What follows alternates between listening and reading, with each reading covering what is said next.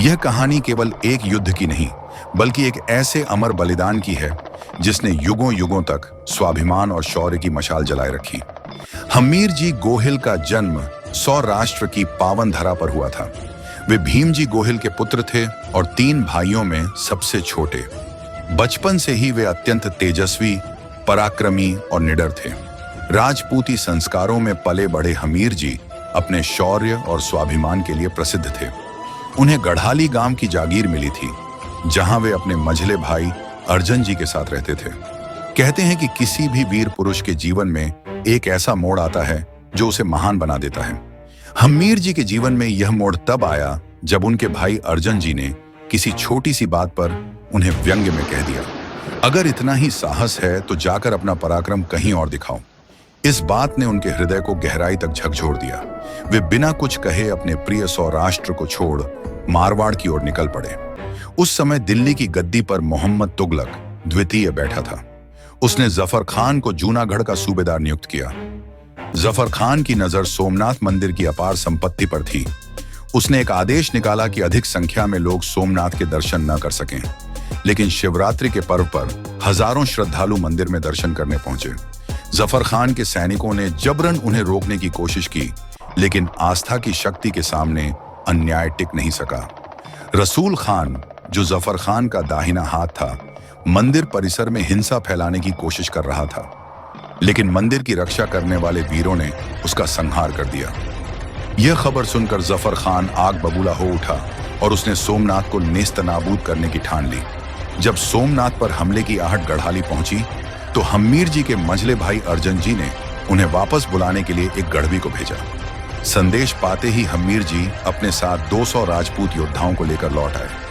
एक दिन जब वे भूख से व्याकुल दरबारगढ़ पहुंचे और भाभी से भोजन मांगा तो भाभी ने व्यंग्य करते हुए कहा, क्यों देवर जी, इतनी जल्दी भोजन क्यों चाहिए?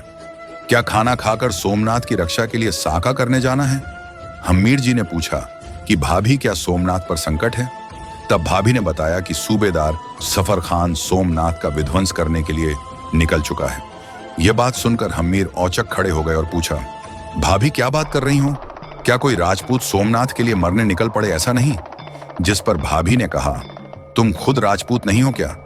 यह सुनते ही हम्मीरजी का खून खौल उठा। उन्होंने उसी क्षण प्रतिज्ञा कर ली, मैं सोमनाथ मंदिर की रक्षा के लिए साका करूंगा।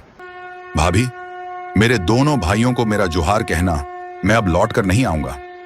रात के अंधेरे में जब वे सोमनाथ की ओर बढ़ रहे थे तो रास्ते में उन्हें एक वृद्धा चारण मिली जो अपने पुत्र की मृत्यु का शोक गीत गा रही थी। हम्मीरजी ने उससे पूछा, मां, क्या तुम मेरा भी शोक गीत गाओगी? वृद्धा चौंकी और बोली, बेटा ये क्या कह रहे हो? हम्मीरजी ने कहा, मां, मैं साका करने जा रहा हूं, लौट कर नहीं आऊंगा। वृद्धा ने पूछा, क्या तुम विवाहित हो?